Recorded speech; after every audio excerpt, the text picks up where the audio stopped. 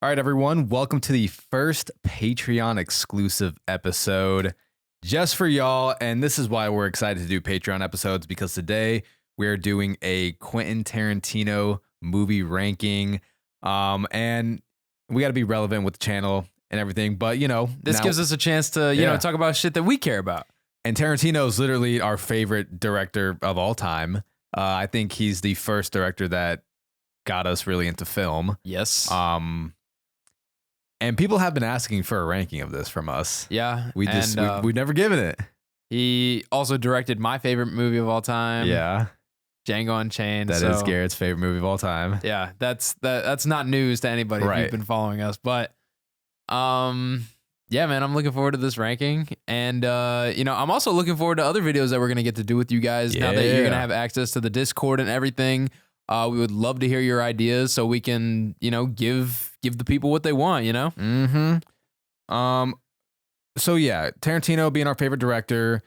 What was like the first Tarantino movie that got you into him though? Got me into him. Because I feel like everyone has their own Tarantino movie that got them into his work. True. I feel like the name Pulp Fiction is like always what I would just repeatedly hear that name. Even if I hadn't seen the movie yet, that was like the first name of a Quentin Tarantino movie that I was like, oh, this must be like a really good movie because everybody talked about it. Dude, I'm not gonna lie. I genuinely can't remember my first movie, but I feel like, honestly, I don't know why, but I feel like I remember seeing Reservoir Dogs just like on TV or like dad watching Reservoir Dogs. Okay. Pulp Fiction was the first one that I watched. I think I was like 15 or 16. Yeah. And then after that, I watched Reservoir Dogs. But before watching Reservoir Dogs or Pulp Fiction, I would remember walking into the living room and seeing Dad watching Kill Bill. Kill Bill. Yes. He would be watching Kill Bill Volume 1. I specifically remember the Crazy 88 scene. Uh-huh. And you're ringing bells in my head right now. Right. I think it was Reservoir Dogs for me, and then Kill Bill. Because he would always laugh at like how just over the top that scene is, and the blood, right? The excessive blood. The excessive blood. But I, at that time, I still wasn't a fan of horror. I still wasn't a fan of gore and all that. So to me, that was still just gross, disgusting. Yeah. And I wanted no part of that. Then a few years later, got over that part, but. Funny how taste can change. Yeah. Tarantino. I feel like he's been in the news from time to time the last few years about his opinion on the status of Hollywood. And like digital film and everything. Yeah. I mean, it's no secret that he's an old school guy when it comes to film. He's never been a fan of like the new ways. Yeah. That video we watched was actually really interesting. On Death Proof. Mm-hmm. Yeah. And they talked about how Stuntman Mike was like basically a reflection of Tarantino not wanting to accept the changing ways, just like this stunt performer didn't want to accept the changing ways of how they do stunts and how they do movies with CGI and everything, kind of like leaving him out of work. And so basically the entire movie is Stuntman Mike trying to find that thrill again. Yeah. In some kind of way. And while I do agree with a lot of points that Tarantino has about Hollywood, but yeah, at the end of that video, that guy makes a great point about how digital is the way, though, that, amateur or up and coming filmmakers do get into the industry and can make a film because, it is very expensive to without having access to all that equipment that he originally used. To use actual film is very expensive. Super expensive. So I don't agree with like his take on digital film, but in the sense of like you used to go to the movie theaters and there was just something special about it as to where movie theaters have definitely lost that sense of flavor. Yeah. I think I saw a tweet recently where he said that this currently right now is the worst state that Hollywood's been in. Really? Yeah. I mean, everything does just feel like a money grab lately. And a lot of it is sequels. It's just like sequel, reboot of old movie, sequel. It's like, can we get some original stuff? And it's a lot harder for things to become cult classics or to be able to make revenue off of physical media sales because like physical media is so obsolete now. Yeah, everybody just goes to streaming. Yeah, so I mean that has led to studios maybe not taking as big of a risk with films and stuff. But yeah, they're like, people know this name. It can make it in theaters. Yeah. And it'll at least make its money back. Yeah. Yeah. Because I mean, look at Inside Out too. Yeah. It's a sequel. It's Pixar, Disney. Everyone loved the first one. Yeah. Now it's already at like 500 million. That's crazy. By the time That's crazy. this has been recorded. Jesus. Which is like a week at this point of its release. That's wild, bro. It's made a shit ton of money. That's wild. All right, so let's get into it. How this is going to go is me and Garrett came up with a cumulative list. An agreed upon list. Agreed upon list. And, but when we get to our top 2, that's where we differ. Yeah, so we're going to have a different top 2. We're also going to try to give our top 10 Tarantino characters. Yes. That's going to be tough, though. It is definitely tough, but, I think I came up with a decent list. All right. And we are including the Kill Bill movies together as one whole bloody affair. Because technically that's how Quentin sees it. Technically. So he's only made 9 movies in his eyes. Right. Because as you've all heard many times, he's going to stop making films after he's done 10. Yeah. So if we separate Volume 1 and Volume 2 of Kill Bill, that is 10 films. Yeah. But we know that it was recorded together as one whole bloody affair. That's what it was intended, but it was too long to release in theaters, at least during, those years. Plus, it makes it easier to rank this. Yes, and it does make it easier to rank this, for sure. So we're including Kill Bill Volume 1 and 2 in the same goddamn movie. So start with number 9? Start with number 9. All right, number 9 on the Tarantino movie ranking, we have Jackie Brown. So, it's funny because I do hear this actually be a lot of people's favorites, or like have it be at the top of their list. And honestly, disclaimer, we don't dislike any of these films. Correct. Like when you rank a Tarantino, there is no there's no wrong list. There's no wrong list. It is literally all personal preference. Yeah. It is all personal preference. There's preference. no wrong list when you rank a Tarantino. But you're going to still say it's wrong. Yeah. So, but Jackie Brown, I just feel like this one did not contain his most iconic characters. I feel like, truthfully, I can't remember all the names of the characters in this movie. And believe it or not, I think Jackie Brown is the only one that he didn't write the script for, or it's an adaptation of, it is an of a adaptation? book. It's an adaptation. Interesting. So this is the only one that isn't original to Tarantino. Written and directed by Quentin. Right. Yeah. Okay, so he did write it. He did write it? He did write it, but it is an adaptation of a novel. So again, this is like the first So it's not like his original story. Right. Yeah. This isn't an original story from Tarantino. Which I think you can feel that in this movie. For sure. He still gives it his Tarantino flavor to it.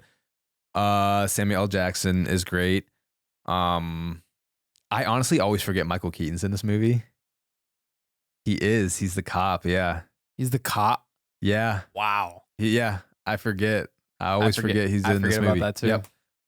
Pam Grier is great as Jackie Brown. Mm-hmm. One scene that I always like in this movie is the one with Chris Tucker in the trunk. Oh yeah, no. That honestly, every time I think of this movie, that's like the first one that comes into my head. First scene, yeah. But I just love down how the street, bro. Samuel, he literally just does play like a badass in just about every film that he's in with this. He's got long hair too. Yeah, he does. He looks a lot like Jules. He's similar to Jules. A lot like Jules. Oh, here's a pop quiz question. What's his go-to drink in this movie? I couldn't tell you. It's a screwdriver, I think it's called. It's just orange juice and vodka. I couldn't. I think that's what it's called. Screwdriver. Yeah. I could not tell you. Oh yeah. No, it's orange juice and vodka. The reason we have this one at 9, I feel, is like it's definitely one of his slower moving films. Yes. I feel like it's a long process to get to the final product. Okay. Which is a satisfying ending. It does have a satisfying ending and kind of a fucked ending, but out of all the endings too, though, like there's definitely more endings that I enjoyed more. Yeah. Which, if you're familiar with Tarantino movies, you know his endings are always very satisfying. For the most part, yeah. For the most part. I mean, honestly, there is a lot. If it's not completely satisfying, then it's going to be bittersweet. Right. It's one of the two. Robert De Niro is in this film as well, which I do sometimes forget. He was fucking Samuel's girlfriend the whole movie. Yeah, and then he kills her in the parking lot. Yeah, and then he killed her in the parking lot. I was like, all right. That was a pretty crazy scene. Yeah, no, that was like part of what I was talking about, like, kind of satisfying ending. I was like, he just fucking killed her. That was one of the more unexpected things in this movie. Yeah, it was.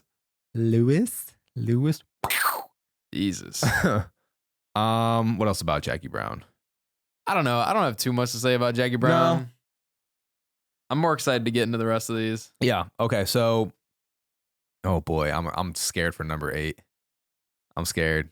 Yeah. I'm scared. We might get roasted for this one. So at number 8, we have Reservoir Dogs.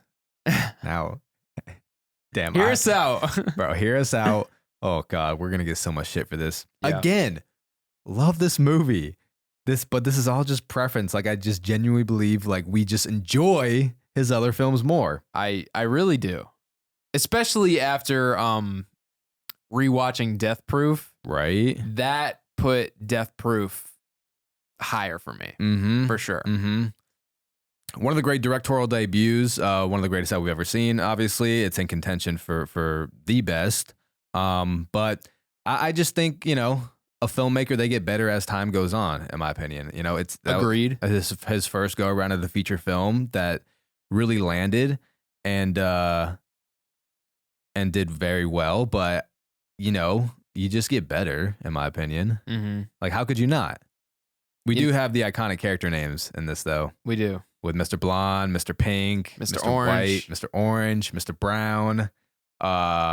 Fantastic opening scene in that diner. They're eating breakfast. Yeah. With the nonstop panning shot as well around the table. You know, and I always love, and honestly, it was very interesting, just the simple conversation they were having about the tipping. Right. And I think that's what Tarantino was so excellent at is his writing. He gives you insights into people's character without necessarily making it so obvious. Like you can just kind of pick it up through their casual conversations that he has. And he gives you real conversations. Yes. I feel like a lot of the times, you know, people complain about movies is like, okay, these aren't what real people would be saying in the situation. Correct. Like this is not what real characters will be saying. Yeah. And in a Tarantino movie, you're going to get fucking real conversations. He always just has like it's just like the most real shit. Yeah. Cause like, I mean, cause you have, like the best example I can go to is, in Pulp Fiction when they're talking about Royale with cheese. Yeah. A Royale with cheese. Right. There's that one. Right. And then when they're just talking about, how he doesn't eat pork. Yeah. He's like, I just don't dig on swine. That's all. Yeah. Like, I don't know. And it still offers new insights to their characters. Yes, it does. And it doesn't necessarily have to further the plot. It just kind of gives you, it makes them feel more real. Yeah. It makes it feel a lot more real. So yeah, in Reservoir Dogs, you really see what Tarantino's skill set is, and that is his writing, and giving us the nonlinear plot as well. Yes, this is the first time that we saw him do that. This movie really does highlight his writing ability because the whole thing is like, it's almost like a bottle movie. Yeah, it almost is. Because you know, like most of it takes place in that warehouse. I feel like this movie is definitely nostalgic for people, which is why I think it does land a lot higher on people's lists. A lot higher. Yeah. Shout out to Raiders of the Lost podcast because they I have heard them say, or they did tell us that they do live close by to where this movie was shot, like right around the corner, which is pretty cool. And this is a lot of people's first Tarantino movie, so this is a very nostalgic movie for Tarantino fans. I just think there's better ones out there, man. I think there's better too. I just think there's better ones. Tim Roth is great. Harvey Keitel is great. This is the first time I saw Tim Roth. You saw Reservoir before Pulp? Oh yeah, I think so. Oh yeah, I think I did. Steve Buscemi. Steve Buscemi is like always one of those great side characters. Dude, his career is so interesting to me. It is very interesting. It's like he did a lot of comedy. He was in Adam Sandler movies. Yeah. I was like, what is happening? I don't know. But then he had this serious role in Reservoir Dogs, and he was, I don't know, honestly, his character kind of pissed me off in this one. He's like, we're supposed to be fucking professionals. I'm like, how many times are you going to say that? He was like freaking out the entire time, but I guess it kind of worked out because he was the only one who lived in the end. Yeah. This was my introduction to Mikey Madison, or not Mikey Madison. That's the new actor. Michael Madsen. Who's Mr. Blonde. Yeah. And we all know Tarantino likes using the same actors. I mean, a lot of directors. Yeah, they do stick with like their core crew. They do. You know, I feel like they probably have, I feel like he probably has like a list of like 25 people. Yeah. And he writes a script and he's like, all right, he goes here, he goes here. Right, yeah. but cannot cannot go over Reservoir Dogs without talking about definitely one of the most famous Tarantino scenes with him with Mr. Blonde cutting off that cop's ear while dancing to what's the song called? I don't know, man. What's the song called? Y'all know the song, but one of the most famous Tarantino scenes. Dude, I had such a hard time looking at that ear after he cut it off. That shit was so messed up. Oh, shit. All right. So like we said, amazing directorial debut, but there's better. There's better. We're going to get shit for that. I know we are. And we're especially going to get shit for this next one, putting this over Reservoir Dogs. I know. I'm actually excited to talk about this next one. Yeah. Okay, so number 7 on our Tarantino movie ranking. What do we have, Garrett?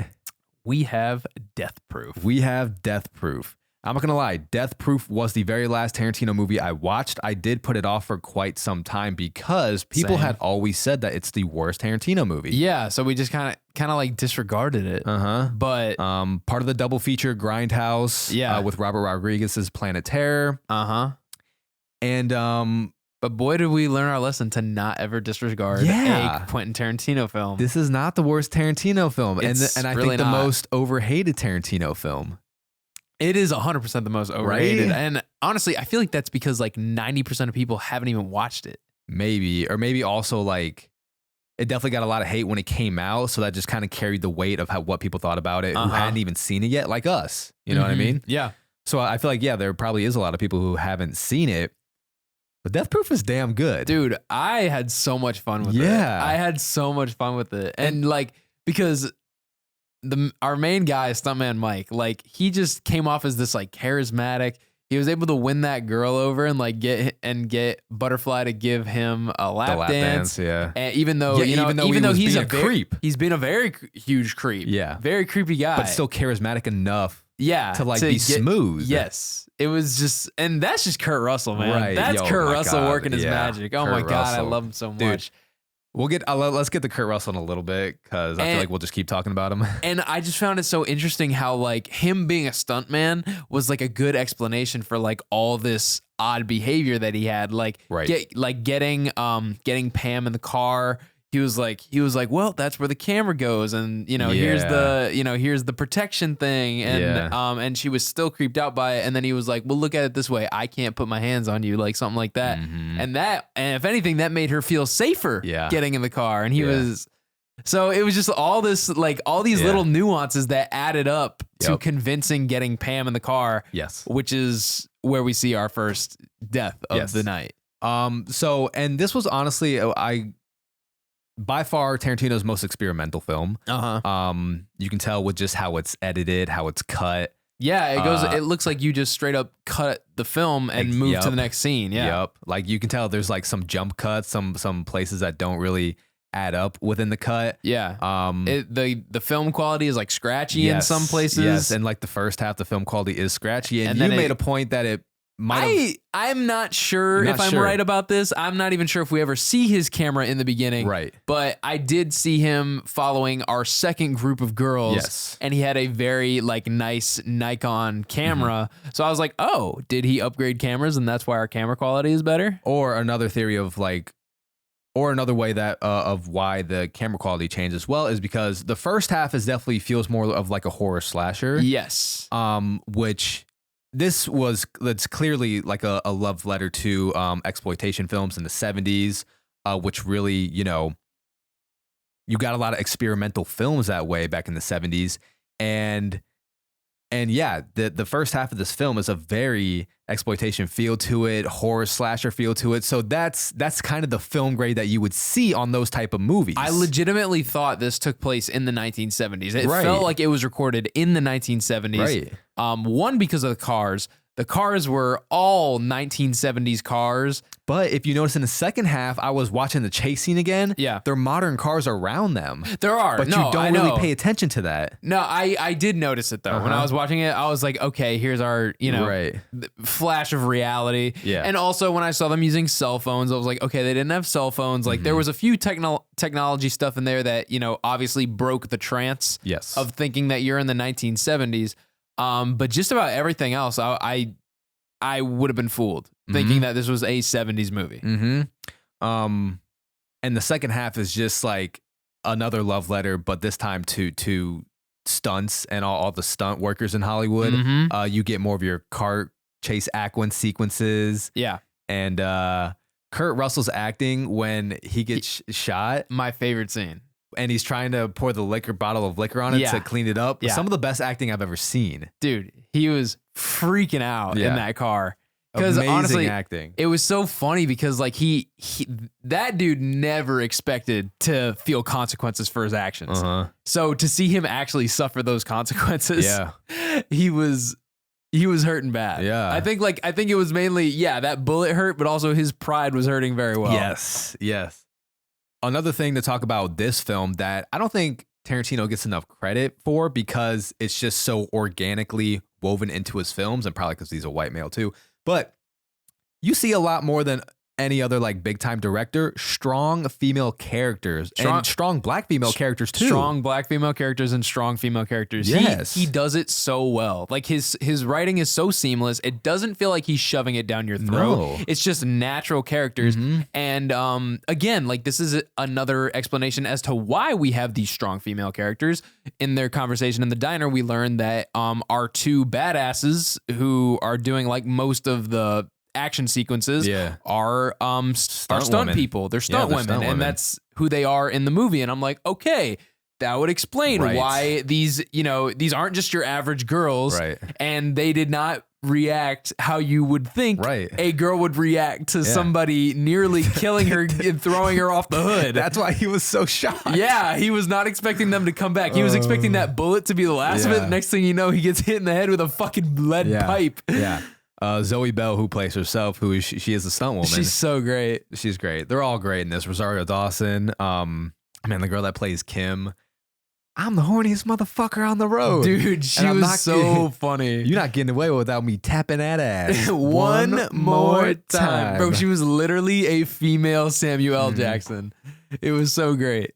It's just, I don't know. Yeah. I think the reason we have this higher than 8 and 9 is because this movie was just so fun.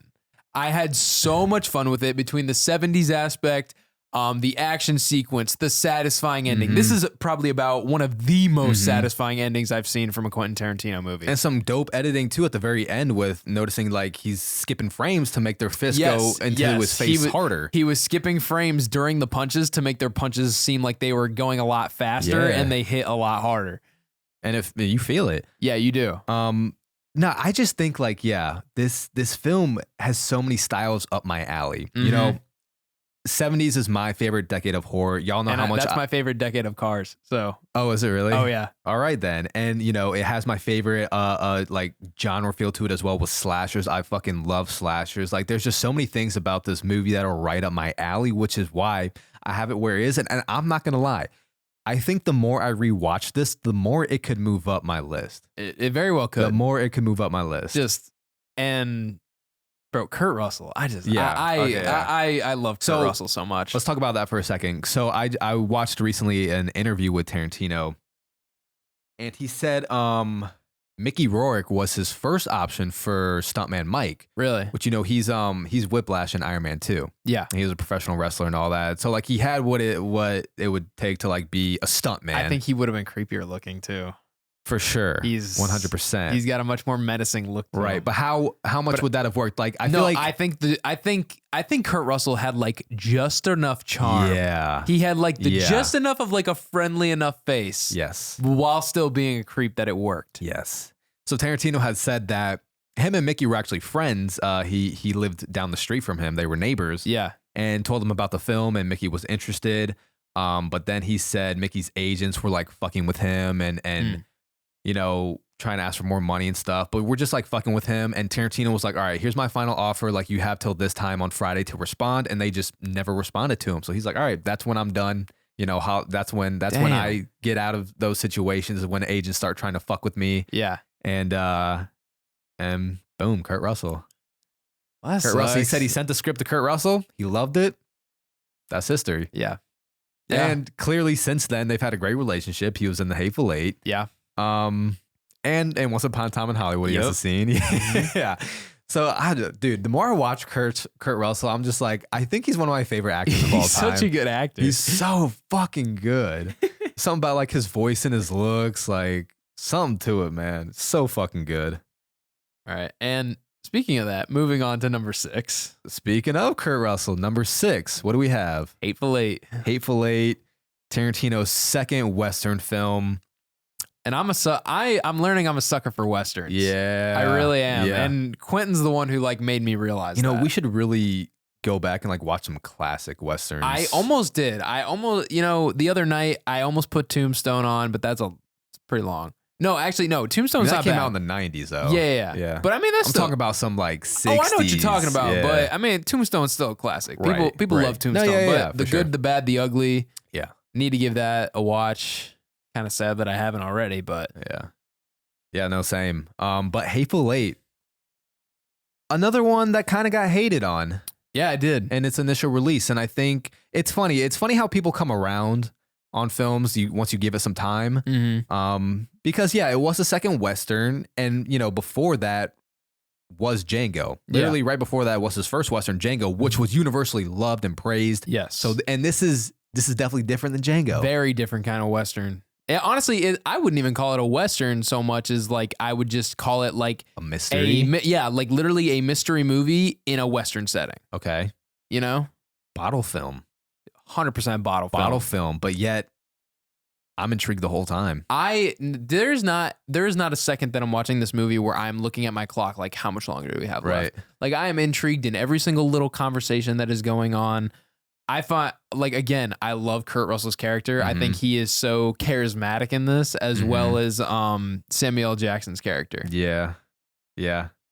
Bro, and this is the most we get to see of Walton Goggins in a Quentin Tarantino movie, and I freaking love it. Yeah.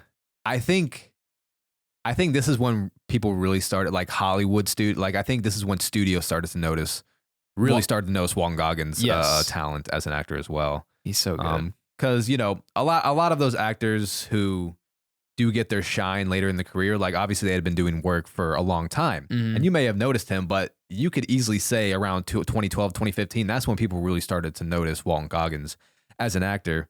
Around that time, didn't he get into Ant-Man and the Wasp too?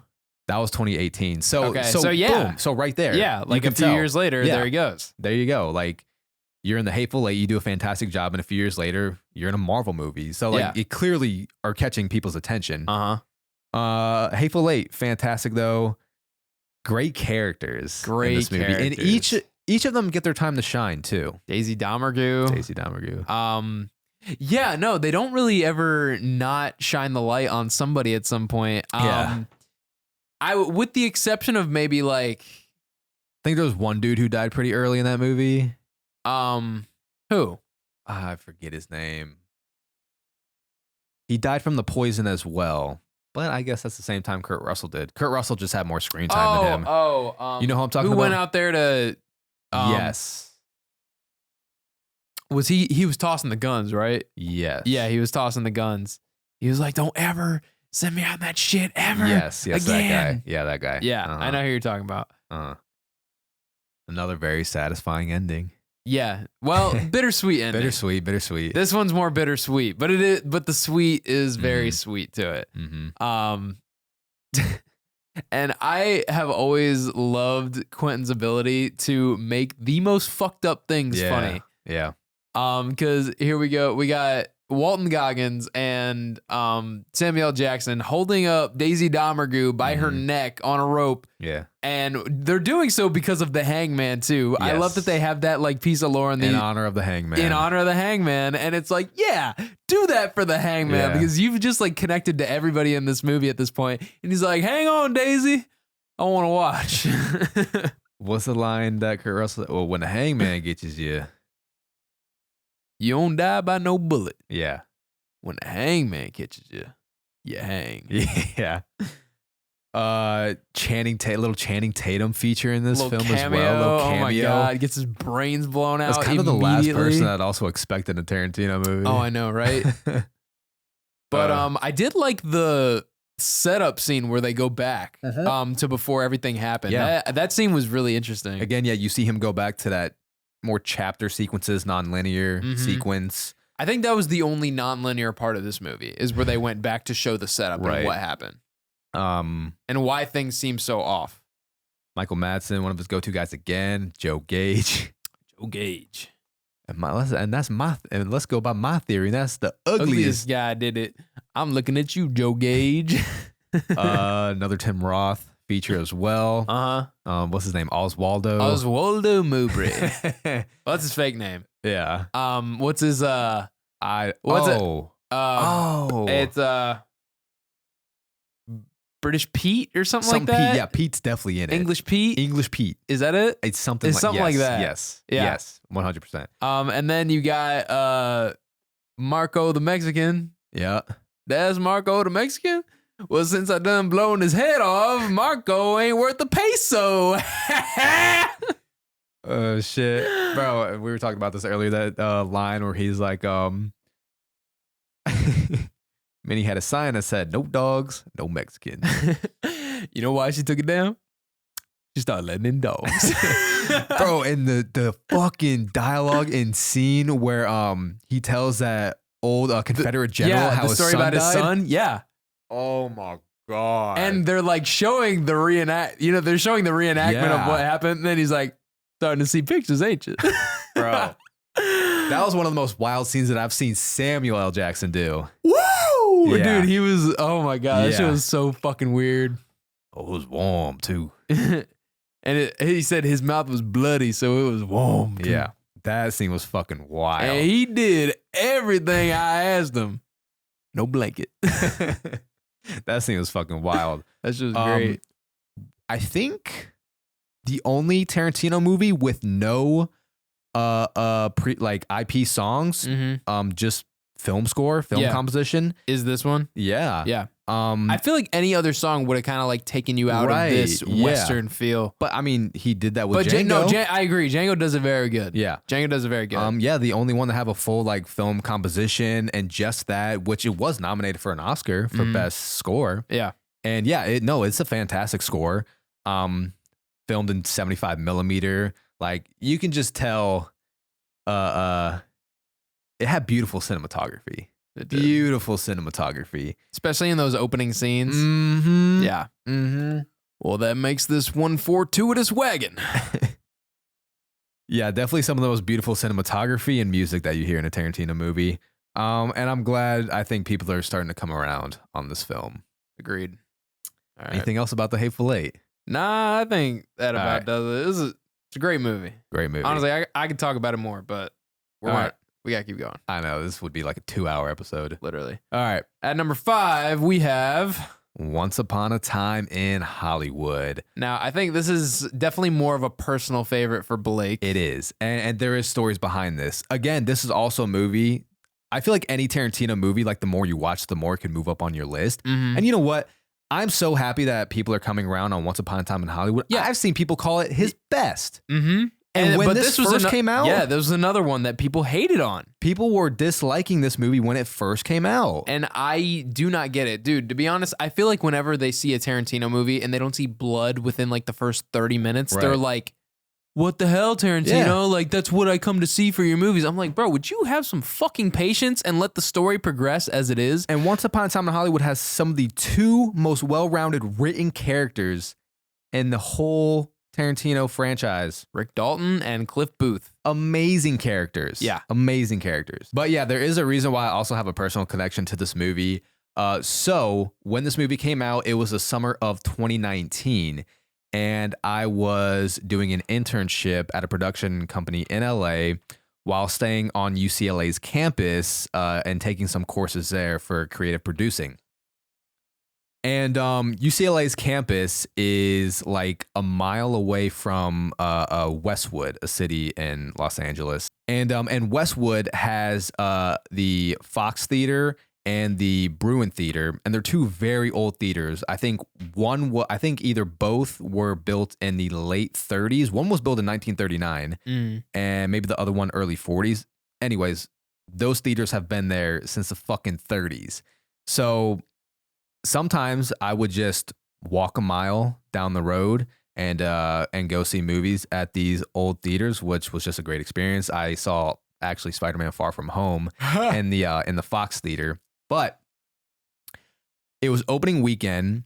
I went to see It was opening weekend. I went and saw Once Upon a Time in Hollywood at the Bruin Theater, which is where they actually filmed the scene with Margot Robbie's Sharon Tate watching her own movie in the theater.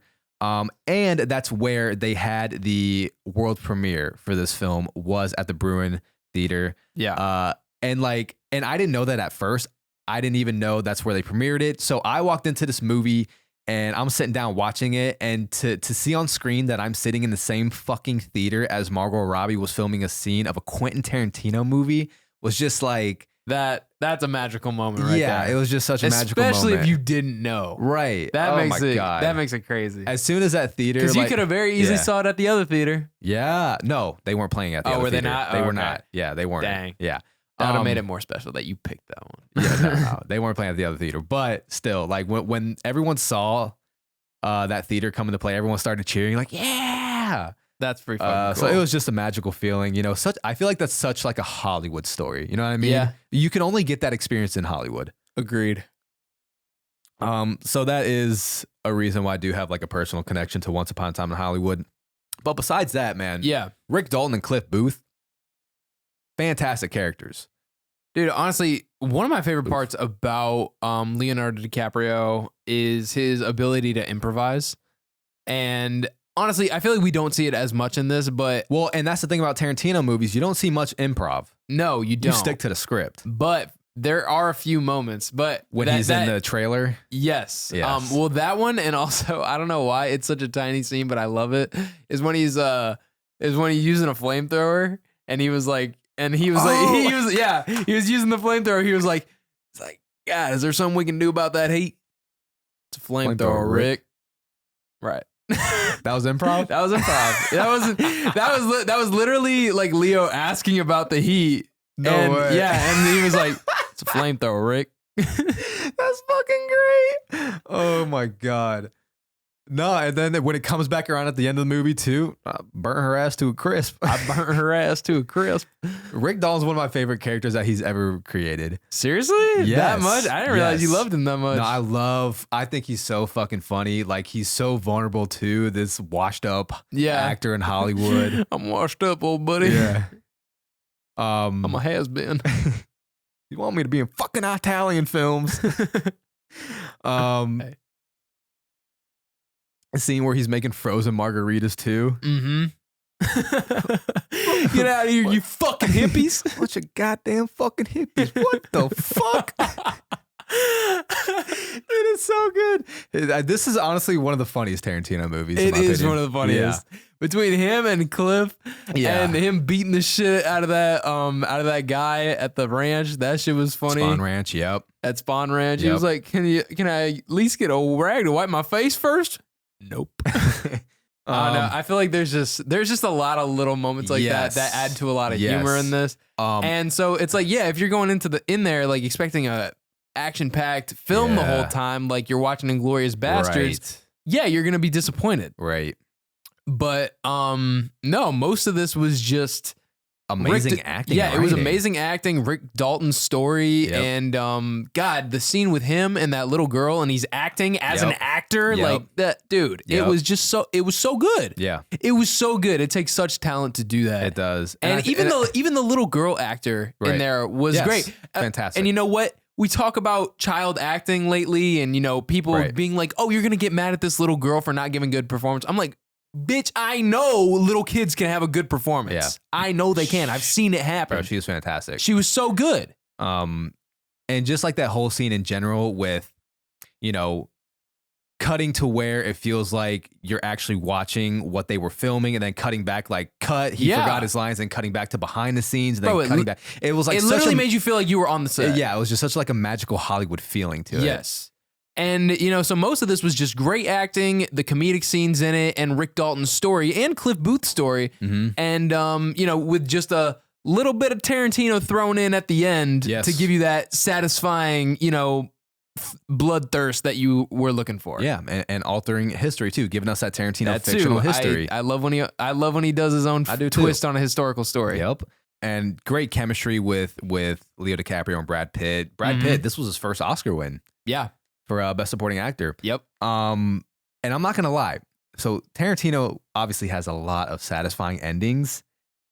Once Upon a Time in Hollywood might be the most satisfying ending. It might be. It might be the most satisfying. To me, it's between okay, so when we talk about satisfying, that means like everything went the way that I wanted it to. Mm-hmm. That's what satisfying is to me. So that's why I can't have Django on here if we're talking about satisfying endings, because it was satisfying, but not as good as it could be because Dr. Schultz died. Bittersweet. Honestly, two most satisfying, I'd go Death Proof and Once Upon a Time in Hollywood. I was just about to say Death Proof. Yeah. No, Death Proof was my other one because Death Proof, I was like, yeah, fuck that guy. Yeah. Fuck him up. And it exactly what I wanted to happen happened. And yeah, Once Upon a Time in Hollywood. None of our main characters died. No. And, the antagonists of the film got what they deserved. Yeah. Yeah. And my God, like you were saying earlier, how he just knows how to make a fucked up scene hilarious. When I tell you, our entire theater was busting out laughing at this scene. I was laughing my ass off the entire time I was watching them beat the shit out of these. Yeah. Out of these hippies. For one, the can of dog food right in her face and breaking her nose. And honestly, I think it's their reactions to them getting their ass beat that make it so funny, because they're just screaming their heads off the whole time. And again, like, this is where it just is fantastic acting from everyone. This was my introduction to Mikey Madison, who is one of the well, I'm not going to spoil that, but she's in Scream 5, and that came out years later. But this was my introduction to her, and apparently people are saying that she might win an Oscar next year for her performance in her newest movie that was premiered at the Cannes Festival. Yeah. So she is really having a glow up with her acting career. Austin Butler was in this movie before he got extremely popular.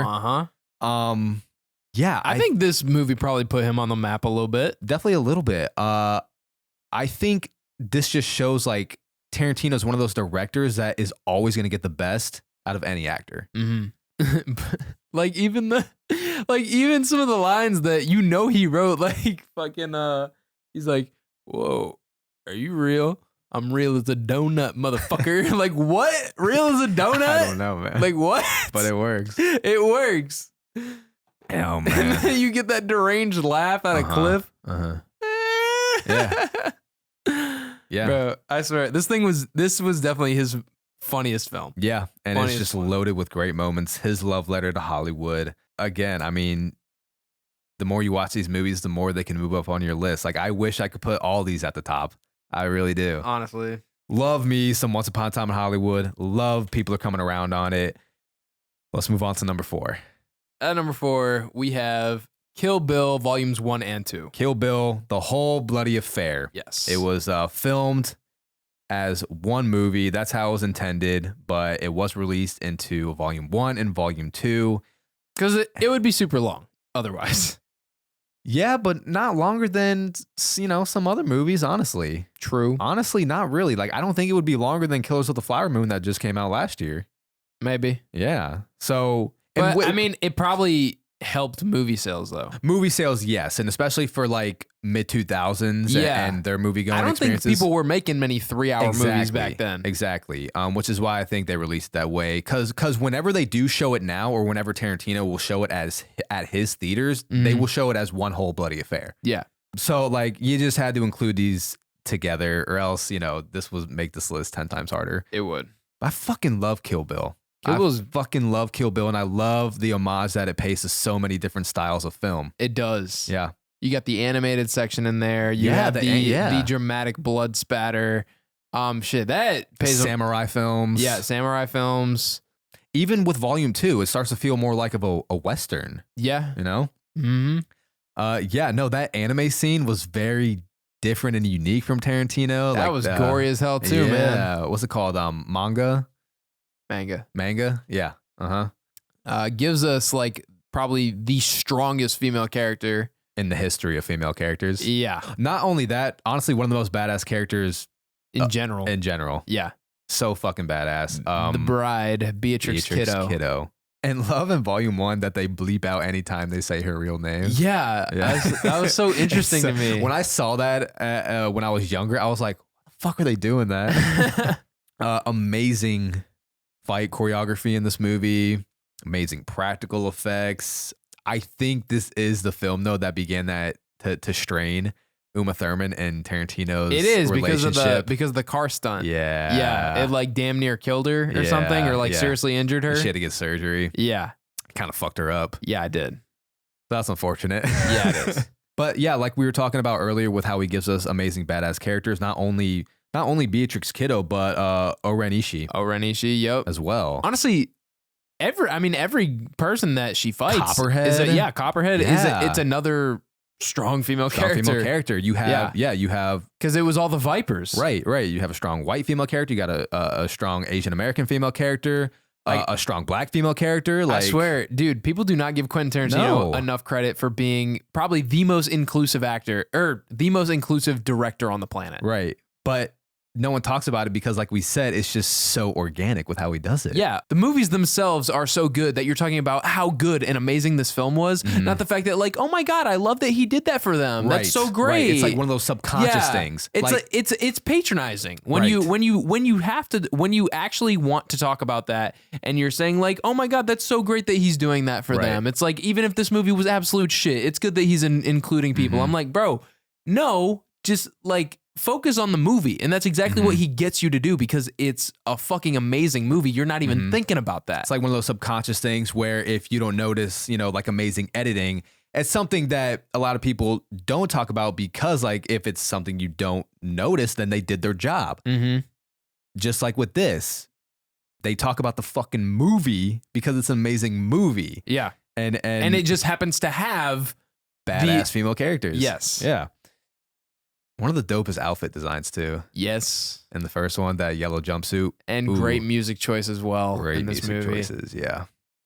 This is another one that can be funny at times as well. With again, his ability to make fucked up things really funny. Which one are you thinking of in specific? When she snatches her eye. Oh God. Like yeah.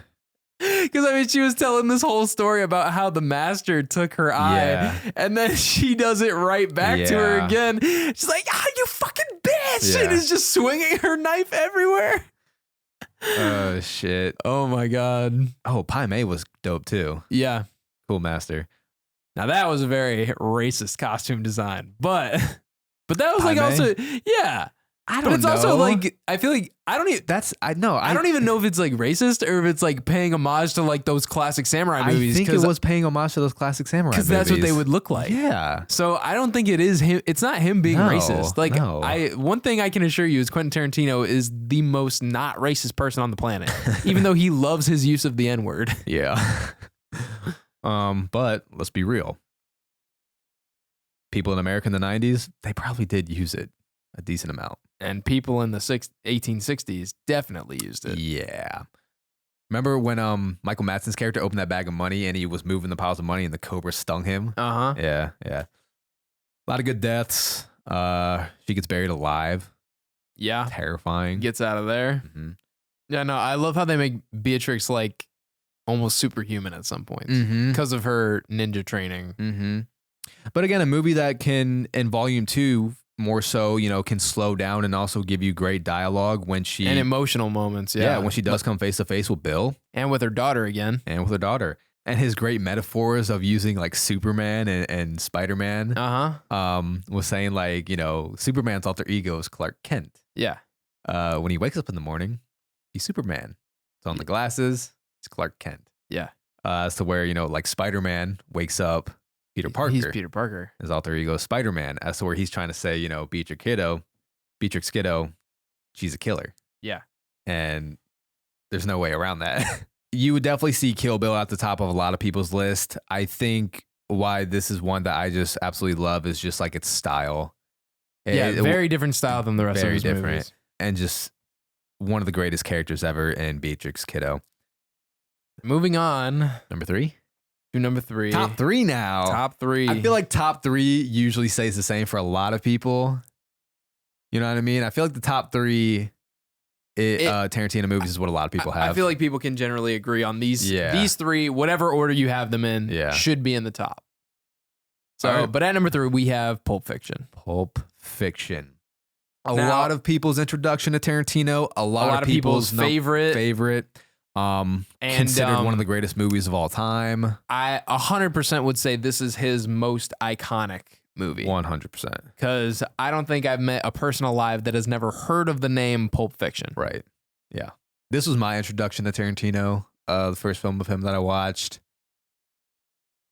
And yeah, it was just one of those movies that not a lot of people had seen before. Like in the sense of the way it was edited, the nonlinear plot. Yeah.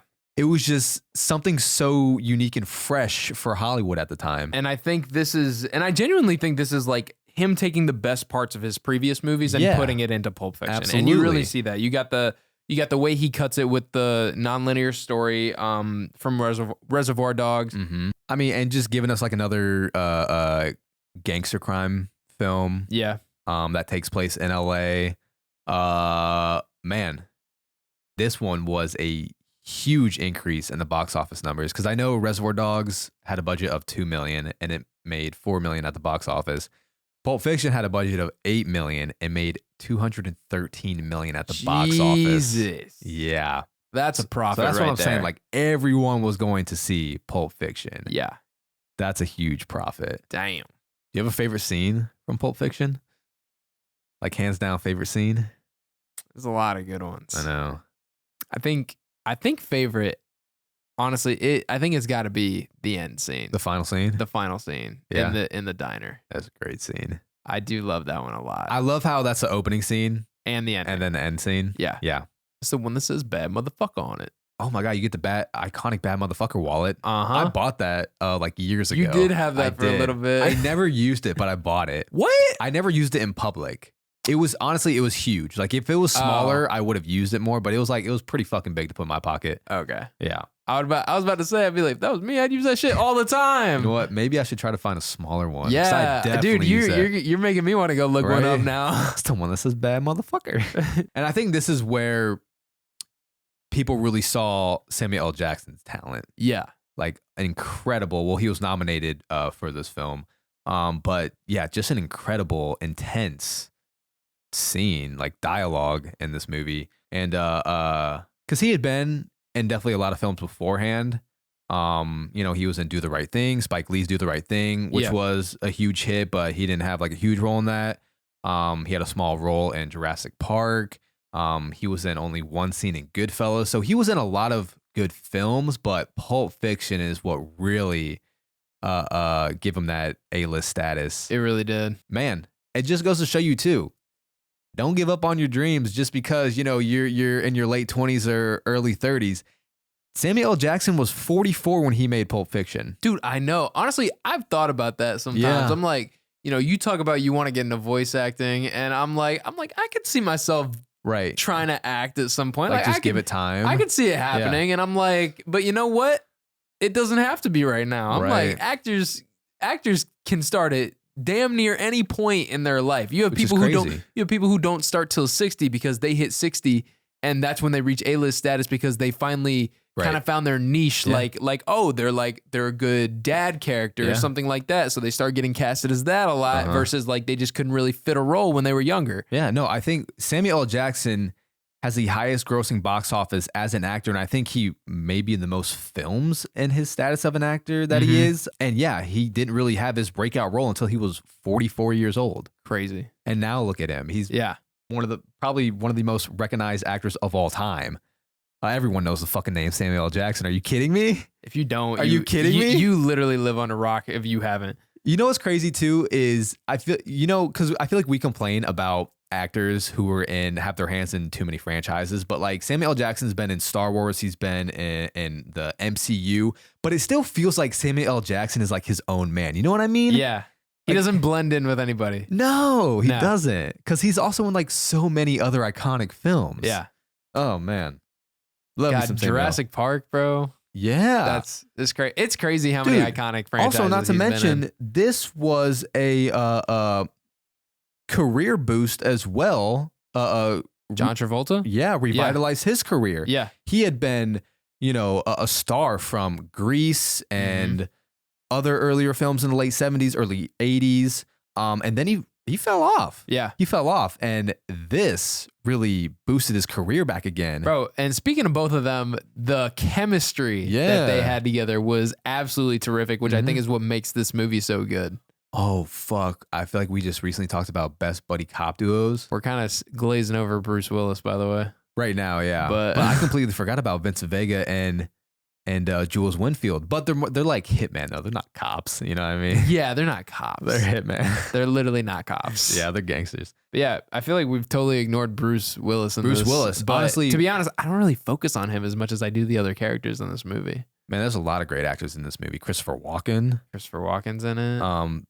Vince Rang as Marcellus Wallace, which you really like. Even though he doesn't have much screen time, you really feel his presence in this movie. Yeah, just as like the big guy, the boss, because of all those rumors and stories. Yeah, it's the way people talk about him. Yeah. Uma Thurman's Mia Wallace. You have that iconic scene between her and John Travolta and what's it called? Not the Jackrabbit. Is that what the diner was called? I don't know. It was like a local LA diner burger joint. I know what you're talking about.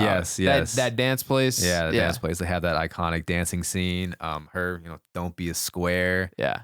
Her ODing and being brought back to life. Like just there's a lot of iconic scenes in this movie. Oh shit. Oh my God. I completely forgot to talk about the scene where Bruce Willis Butch saves Marcellus Wallace, which this was the first Tarantino movie and I was pretty young. So when I saw that scene, I was like, oh, this is fucked up. I was not used to that type of film at the time. That shit was so fucked. It's still fucked. And I have a hard time watching it today. You okay? Nah, I'm pretty fucking far from okay. Or what does it say? You good? All right. Oh yeah, you all right? Nah, I'm pretty fucking far. Oh my God. Dude, oh my God. He was not going to let that. He was going to make that guy suffer so bad too. He shot him right in the gut. Like shot him in the nuts. No? Yeah. Well, it was a shotgun, right? Yeah. It kind of sprayed all over this. It sprayed all over his pelvis area. Yeah. Fantastic song choices in this movie as well. Yeah. Yeah. And I'm not really sure because I feel like Bruce Willis, he had done the Die Hard movies. Let's see. He did Die Hard 1 and 2. And I don't know if, because I know this revitalized John Travolta's career, but I feel like this also, gave Bruce Willis another boost as well. Like, honestly, I just feel like this maybe just like kept his wave going. Right. Yeah. I feel like this movie just, I mean, if you were a part of this movie, it was good for you. Exactly. Yeah. Exactly. Shit. You almost, forget Harvey Keitel's in this movie as well. As the wolf. Yeah. Yeah. Get a famous Tarantino cameo in this movie. Probably his most memorable. Yeah. Do you see a sign out there? I'm not gonna say it. Oh yeah, you know what it says. Oh my God. Man loves the use of that word. I don't get it. God. I mean, there's not much more to say about Pulp Fiction that hasn't been said about everyone else that talks about this movie. Any ranking you see, I feel like you would see Pulp Fiction a lot of Watch Mojo rankings. Yeah.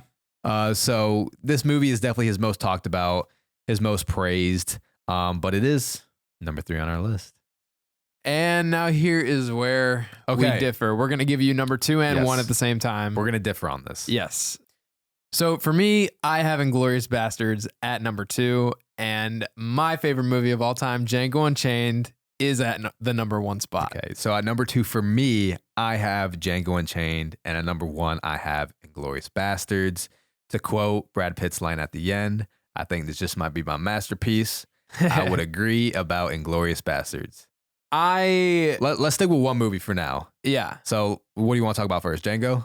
Sure, let's just talk about Django. Okay, let's talk about Django. So Django, literally since 2012 when it came out, I literally saw it when I was 12. Did you really? Yeah, man. Dude, if you go back in like my middle school books, like our mom had us fill out like right. grade by grade. Yes. What's my favorite movie? What's my favorite song? What's Yeah. this? What's that? When you're in that grade, and like ever since middle school, I have written Django Unchained as my favorite movie. Wow. You know what? Props to you. That hasn't changed for you. No, it hasn't. And that's a question where the answer has changed quite frequently for me, because I just feel like that's one of the most impossible questions to answer, is like, what's your favorite movie of all time? It's only recently that I've come to the conclusion of that answer for me, which is La La Land. Yeah. But you know, maybe it's loyalty. Maybe it's I just don't feel like changing it. But I mean, if you ask me that question, I will tell you Django Unchained, and it's not a bad answer. No, it's not. It's not. It's such a fucking good movie. Yeah. Like, Christoph Waltz is my fucking hero, and stands to reason too, because he is in both Inglourious Bastards and Django Unchained, both such charismatic characters as well, in like the most opposite way. Right. He has an Oscar for both of them too. And he does. He really does. Yeah. And he's just so fucking good. I love him. But yeah, just an all-star cast for this one. You have Christoph Waltz as Dr. King Schultz. You have Jamie Foxx as Django. You have Samuel L. Jackson as Steven. You have Kerry Washington as his wife Hildy, and you have none other than Leonardo DiCaprio playing Calvin Z. Candy. Yeah. So it's an ensemble cast, man, and it is such a great cast, and you really get some of the best performances out of Leonardo DiCaprio for this role, especially. Yes. Sorry, I don't mean to keep cutting you off. No, you're good. Like, really his first true villain role in a movie. Yeah. And he struggled with it. Like, bro, he struggled with it. He had a really hard time saying the N-word. That was a big problem for him. But I mean, dude, you're in the 1860s. You're a slave master. Well, what did Samuel Jackson say to him? He's like, what? I don't think it was. I don't know. No, was it Samuel? Yeah. He was like, these are your property. Is that what you're talking about? No. What are you talking about? I'm talking about I think that might have been Quentin talking to him, like trying to tell him about the role. But no, then Samuel L. Jackson came up to like Leo one day, was like, just another Tuesday. Yeah. Like, get to work. Yeah. Just another Tuesday. Yeah. But I do remember I think it was after Quentin had that talk with him, and he was like, these are your property. Like, they're not people. And, he was like trying to really get him in that mindset. Yeah. And he said the next day he came on cast, Jamie was like, what's up, Leo? And he just not even look at him, just kept walking. Yeah. And he said it twice. He was like, what's up, Leo? Hey, man. Just kept walking. So oh my God. He was in the fucking zone after that. Obviously, the famous scene where Leo DiCaprio cuts his hand on the glass that he slams his hand on the table with, and keeps filming. Keeps filming. Going. Now, he did not wipe his real blood on Kerry Washington. I thought that he did do that, but he did not. They played along with it. They played it. Yeah. So that scene, though, but they finished that scene. They did finish that scene. So when he did cut his hand initially, they kept going with that, and he's actually picking, and he's actually bleeding, and he's actually picking the glass out of his hand. Yeah. But then they go back to it's the same in the same room. Yes. And he's like, and if you think the price for this, whatever, can't say the word, but then he rubs the fake blood all over Hildy's face, which honestly, it makes sense that that's not his real blood, because like that's disgusting. Not sanitary. I'm sure Kerry Washington would not be okay with that. I'm sure you're breaking a lot of on-set rules there. Yeah. So, but Jesus, like, it still felt just so authentic. No, and I mean, because he cut his hand, that's where they got the idea from. So it just it wouldn't have happened without that. No. And also, you see him with a freaking like cast on in the next scene, and it just like I don't know, it just looks so good. It does. Jamie Foxx was a great choice for Django. And like, I mean, this movie has a lot that you could just want from a film. It has action, it has revenge, it has romance, it has comedy. Like, it has everything you want. Again, with the over the top blood. And this one as well. Oh yeah, so over the top. And you get that initially from that opening scene when Dr. Schultz shoots the horse and kills that guy for the first time. Well, I think that's the first time we see blood, but I think we get the even more dramatic blood spatter when they take the shotgun and they go over and they blow its head off and kill the last. Wait, don't tell me. I know it. Wait, I'm looking for a pair of slave traders known as the Speck Brothers. Speck Brothers. Might that be you? Yes. Who wants to know? Dude, I can quote the whole thing. Yeah, I can quote the whole thing. But that's Dexter's dad. in that scene. Is it? Yes. Oh, That's shit. Dexter's dad. He's like, you shot Rocco. Yeah. And you killed Ace. Yeah. I only shot your brother once he threatened to shoot me. And I do believe I have 5 witnesses who can attest to that. All right. Damn legs busted. All right. Here we go. Quote the whole movie. No doubt. No doubt. Now, if you could keep your caterwauling down to a minimum, I'd like to finish my line of inquiry with young Django. All right. I'll stop. Fantastic movie. Also, not to mention, we get an awesome training montage in the mountains. We do. And one thing I gotta point out: the music choice, in this movie is just absolutely fan-fucking-tastic. Yes. Music choice is perfect down to a T. You got your mix of Western. They got like the French songs that they're playing in Calvin Candy's house. Yes. Because they said he was a Francophile. Yes. So, and if you don't know what Francophile means, it means you're obsessed with French culture. Right. Which is why he likes going by Monsieur Candy. Yeah, not Mr. Candy, but he doesn't speak French. But don't speak French to him. You'll embarrass him because he doesn't speak French. Oh shit! But which is a great character detail as well. It was, like one little thing. Yes. It just gives you another insight. Like he, like he's so egotistical. Yes, he's a poser. He's he's a very pretentious person. Right. Very pretentious person. That he wants to be in the know about this French culture, but he doesn't actually speak French. So it's just adds another layer to a character, just that with that one little line. Yep. But yeah, back to the music. Like he just, you got the mix of the French music, you got the mix of the classic Western music, you have rap and fucking Rick Ross dropping a beat on us in this movie. And fucking Tupac and Jim Croce when they're up in the mountains. Like I swear, it's just you have such a great blend of everything, and it works so well together. It does.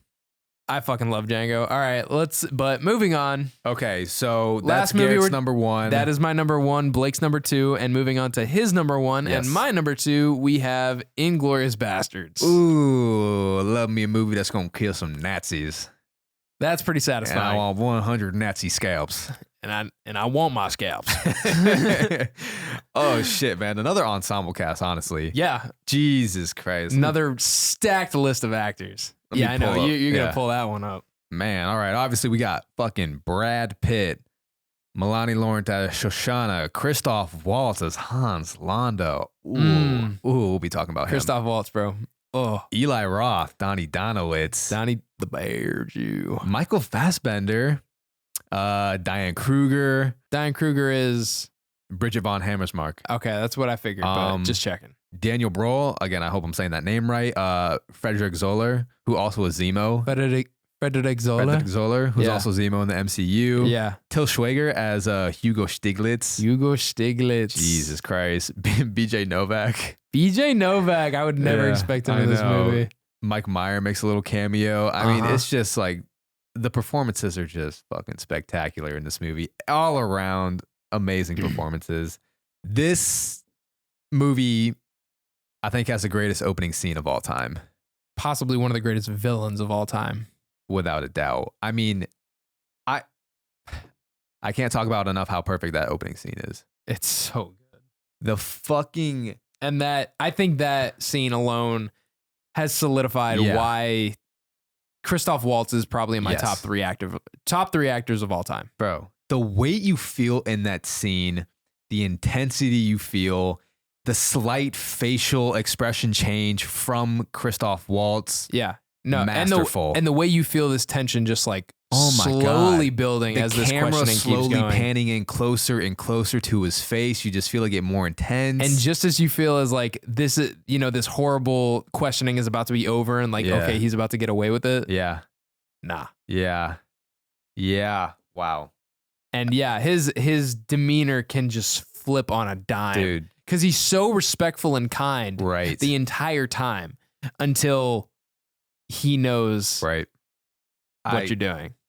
Just masterful acting. Masterful acting, masterful writing. Dude, it doesn't get any better than that. And Raiders were talking about this too, and how this script lost to best screenplay, which is just insane. Wild. And also, I'd also like to mention this movie would literally not have been made without Christoph Waltz. Correct. If Quentin Tarantino could not find his Hans Landa, and he couldn't find somebody that could portray Hans Landa perfectly, this movie was not going to get made. Yep. And he was really struggling finding that actor. Someone who could speak all those languages. Yeah, that too. Until he found Christoph Waltz. And when he found Christoph Waltz, he was like, this movie is made. Yep. That is my Hans Landa. Yep. I wish I could, man. I feel so fucking dumb sometimes when I can't speak more languages. Oh my God, I know. But the man can speak English, Italian, French, and German. Crazy. Fucking insane. And that was perfect for that movie too. I know he's fluent in German, English, and French, I believe. I'm not sure if he's fluent in Italian. There's like he knows it. Yeah. But you know, I know there's other languages that he speaks, but he's not fluent. That he's fluent in. Yes. Yeah. I believe it is French, English, and German. I feel like English and German, like, damn, those are some of the hardest, bros. Yeah. Jesus. German's hard. French fucking hard too. French is really hard. Jesus, man. And English is just stupid and confusing. That's just the benefit I feel like of also growing up and living in Europe. You're so close to other countries that it in a way forces you to learn other languages. Honestly, it's kind of crazy. Like we talk about how, you know, people are like, oh, how are people in America? Like, how do you guys have such different accents? You all live in the same country. I'm like, one, you don't realize how big our country is. And also, you know, if we look at you guys, we're like, how the fuck are y'all speaking all different languages, bro? Like you live like down the street. Right. Oh, Yeah. I'm like, how are you speaking different languages? Yes, yet the UK is as small as it is, but there's so many fucking British accents. Yeah, there's different British accents there. I'm like, would y'all, like, what happened? Yeah. Brad Pitt. Oh, God. Man. Lieutenant Aldo Rain. One of my favorite Brad Pitt performances, if not my favorite Brad Pitt performance. Yeah. The scar on his neck. Yeah. They never give any backstories to that. They don't, but you can kind of like, I guess, you know, create your own imagination of what happens to him. Like just that he's been through some shit. Goddamn Hugo Stiglitz, bro. Hugo Stiglitz. A man of few words, but goddamn did he make an impact. And I love the introduction to his character, like his backstory. He plays like the fucking electric guitar, and we have a quick zoom in of the font, and it's Samuel Jackson narrating his backstory. Dude, I know. I was like, oh my God. It was just him too. Yeah. It was just him. And I'm like, we needed to know why that name meant something. I'm just like, this is the most badass thing ever. Oh shit. Got to talk about the other for killing 13 Gestapo officers. Got to talk about the other fantastic scene. Probably the second best scene in this whole movie is the whole chapter that takes place in the theater. The bar. No, the bar. No. Oh, the bar. Oh, yes. Yeah. The bar, the basement bar. Yeah. Yeah, because we're fighting in a basement. Dude, that was intense too. That shit was. And that's that's another thing where like he's just so good at writing conversations. Yes. It's the conversations, man. And the fact that like I hate when people say that they don't like watch foreign films because they don't want to read subtitles. I'm like, bro, but that's how it feels so authentic. With like, this one in particular, yes. Like, this movie would not feel the same if it was all in English. No, it would not. It would not feel the same. And just the conversations that they were having in German in that basement and then switching it up to English once he knew that he was got. Yeah. Don't mind me going out speaking the Kings. Yeah, he's like, well, if this is it, old boy, oh, I hope you don't mind I go out speaking the Kings. Bro, so fucking good. Yeah. Oh, shit. Drei Gläser. This is the German 3. Yeah. My boy sold himself out. Almost had it, man. Almost had it. That's crazy. He could have just not even put his fingers up. Just said, Drei Gläser. Yeah, that's true. But just the conversations in this is just such beautiful writing. We really see Hans Landa even on another level when in the theater when he's talking to Brad Pitt and his whole crew and Bridget von Hammersmark and him maniacally laughing of how she broke her leg because he knows it's all bullshit. But it's just like, this is fucking terrifying, dude. He's fucking scary. He's so scary. Oh, shit. Oh, my God. Can't forget another amazing female character in this movie, Shoshana. Yeah. That's like a whole nother story in this entire movie. So many amazing characters in this movie. Shoshana being one of them. And I love how this is another example, just like Pulp Fiction, where he has two stories going on and then meeting at the end. Yes. Yes. And it all just comes together so beautifully. Yeah. So beautifully. Bro, forgot even another intense scene. When she's fucking eating at that fucking she gets invited because of the guy. Yes, what's his name? It's Frederick Zoller. Frederick Zoller, yeah. And she comes face to face with the man that she knows killed her whole family. Yeah. And she has to sit there and pretend like everything's cool. Yeah. He's and he's just sitting there looking at her. And you also know why he ordered what he ordered, right? What, the apple strudel? Yeah. Why? It's not kosher. What does that mean? The cream. And the cream. She's Jewish. They have a restricted diet. That was against her diet. Oh shit. To be honest, I didn't know that. Let me double check. Are you sure? I'm like 90%. All right. About to double check on that. Okay. So I thought I was onto something. It's like one of those things people that speculated. It's like it could be another layer to this movie.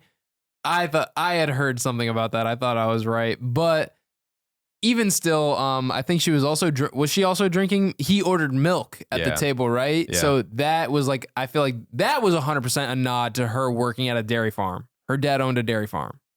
No, her dad didn't. She was hiding. Or she was hiding under the dairy farm. Yes. But like the fact that that's what he ordered in that opening scene when they killed her. Correct. So that being like a nod to that. Yes. That 100% was a nod. That was totally intentional. Absolutely. But also, what's up with villains in Milk? I'm just realizing this. Homelander, Hans Landa. Who else? I don't know. That's all the proof I need. There's something about milk and villains.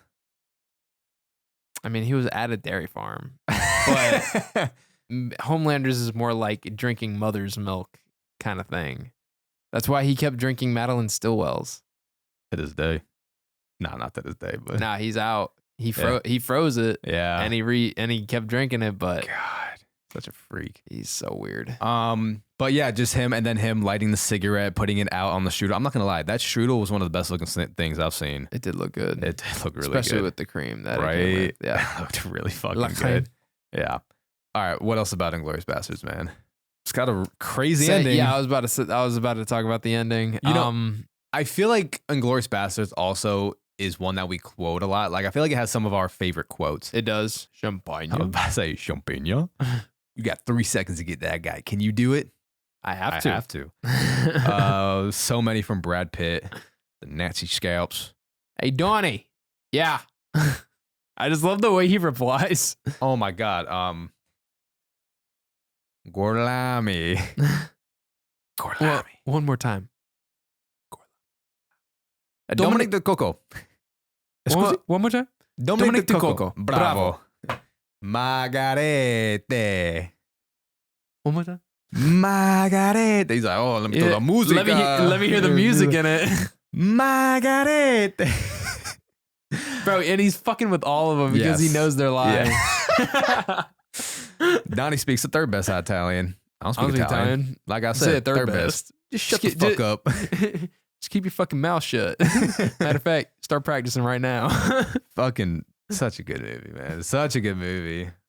One of my favorites. So does that do it for this Tarantino ranking, my guy? I think it does. Tarantino ranking? I know we talked about, doing a character ranking. If we do that, we're going to have to go real quick. Yeah, let's just do it quicker. God damn, we're at hour 36. Let's do it, but we'll do it quicker. So just to refresh your memory on our ranking, our collaborative ranking, we had Jackie Brown at number 9, Reservoir Dogs at number 8. Don't hate us for that. Death Proof at number 7. Fantastic movie that could move up upon more rewatches. Hateful Eight at number 6. Once Upon a Time in Hollywood at number 5. Kill Bill, number 4. The Whole Bloody Affair. 3. Pulp Fiction. 2. Top 2. Me and Garrett, this is where we differ. I have number 2, Django Unchained, and number 1, Inglourious Basterds. And I have Inglourious Basterds at number 2 and Django Unchained at number 1. So there you have it. So, and then I told Garrett, you know what? Let's also try to come up with top 10 Tarantino characters. Yeah. And we spent a long time talking about the movies, though. Yeah, but this is also such a hard list to come up with. Like, Tarantino has created so many fantastic characters over his 30 years in the industry, and it's just like there's gonna be some characters left off this list. Yeah. So who wants to go first for this? You go first on I this go first? one. Yes. Oh my god, I'm so fucking scared. I know. That's why I want you to go first. Okay. Oh shit, I'm scared for this. All right, so for my top 10. Let's hear it. Okay. Just rapid fire. I need to hear the rules on this. Are we including any groups or duos? No, they're people. They're people. You tried to do this last time. I know. You can't. There's no duos. They're individual people. Okay. Because obviously, I want to give. What's a duo? Rick Dalton, Cliff Booth? Well, that's a duo, but also a group. The Death Proof Girls was Zoe Bell Kim and Abernathy. No, they're okay, individual characters. Okay. I'm just saying, like, I want to at least give them a shout out because my God, they're fucking badass. Yeah, I agree. They're awesome. A lot of his characters are awesome. Yeah. Okay. But all right. no, this is an individual character list. All right, you ready? Yeah. Just rapid fire. Let's go. All right, rapid fire. This list could change, but the list is fluid. Number 10, I have Steven from Django. Okay. I think this is That's not rapid fire, kid. Oh, okay. I'll give one sentence. I think that's Samuel Jackson's best performance of his career. Number 9, I have Shoshana. Okay. Number 8, I have Stuntman Mike. Okay. Love Stuntman Mike. Love Kurt Russell. Number 7, I have Lieutenant Aldo Rain. Okay. Number 6, I have Calvin Candy. Okay. Number 5, I have Django. Okay. Number 4, fuck you, I'm getting away with just this. Rick Dalton and Cliff Booth. Just let me get away with that. No, if you're gonna make me pick one, I'm gonna go Rick Dalton. Okay. If you're gonna make me pick one, I'll go Rick Dalton at number 4. Okay. But if I could have that duo at number 4, that'd be nice. Fine. Number 3, Jules Winfield. Number 2, Hans Landa, and number 1, Beatrix Kiddo, the bride. Okay. Yeah. All right. We have very similar lists. I bet, just like always. Yeah. Honestly, it's kind of annoying how similar we are sometimes. All right. Honorable mentions definitely to the Death Proof Girls, Vincent Vega, Mr. White. Yeah. Bill, Mr. Blonde. Okay. All right, Marcellus. Who you got? I have number 10, Stuntman Mike. Okay. Number 9, Shoshana. 8, Rick Dalton. 7, Lieutenant Aldo Rain. 6, Calvin Candy. 5, Django. Oh, wow. 4, Dr. King Schultz. I'm amazed you didn't have him on there. I just had to include some others on there, man. All right. 3, Beatrix Kiddo. 2, Jules Winfield. 1, Hans Landa. 1, Hans Landa, yeah. Really, you can't go wrong with any of these lists. Like, they're all amazing characters. Damn, I'm definitely higher up on Rick Dalton than you. Yeah, you are. I love Rick Dalton. I mean, I think you've definitely seen Once Upon a Time more than me. So I surprisingly have. I feel like you've rewatched it. I've seen that like 4 times. Yeah. I own it, so. Yeah. No, wait, yeah, it's on our Yeah. Apple. Yeah, you can watch it. Yeah. Yeah. Honestly, I might watch it soon. Fucking good, man. Yeah. No, he does give an amazing performance, and he's so funny. It's so good. All right, so there's top 10 Tarantino characters. Let us know who your top 10 Tarantino characters are, because I'm sure there's a lot of that would be a very different list among people. I'm sure everyone could have a different ranking of their Tarantino characters. All right, man, that's gonna do it. First Patreon episode in the books. Long Patreon episode. Well, you know what? When we talk about shit we fucking love, it's hard not to. We can keep going. Yeah, we can keep rambling. I think that's a great wrap on the first Patreon episode. We love Tarantino, our favorite director. I know it's kind of basic, but like, yeah, that's a director that really got me more into film. Yeah. I mean, honestly, it's kind of easy when it's a director that just like kind of respects the art so much, you know? True. You know, it makes you feel more authentic for liking somebody who loves filmmaking this much. Yeah. No, and we could just talk about Tarantino movies for hours. I feel like we quote them a lot to each other. We quote them a lot. They're they're just such iconic movies. Yeah. They're gory, which I'm all about. Mhm. So got a lot of what we like in a movie. yeah, and just such satisfying endings. Yeah. And they're funny. Yeah. Like, oh my God, the freaking KKK scene in Django is one of the funniest things my I've ever God, seen. that's We didn't even talk right. about that. We didn't even talk That's about one of the funniest things I've ever seen. Jonah Hill. So funny. Wow. Big Daddy. Yeah, Big Daddy. Wow. Dude. So many great scenes in that movie. Yeah. All right. So that's going to do it for our Tarantino movie rankings. Let us know what your ranking of Tarantino is. Can't wait for his 10th film. We know it's going to be his last, which kind of sucks. But hey, the man doesn't want his reputation tainted. Yeah. That's one thing. And let us know who your top 10 Tarantino characters are. All right. That's a wrap, guys. That's going to do it for this Patreon episode. See you next time. See you.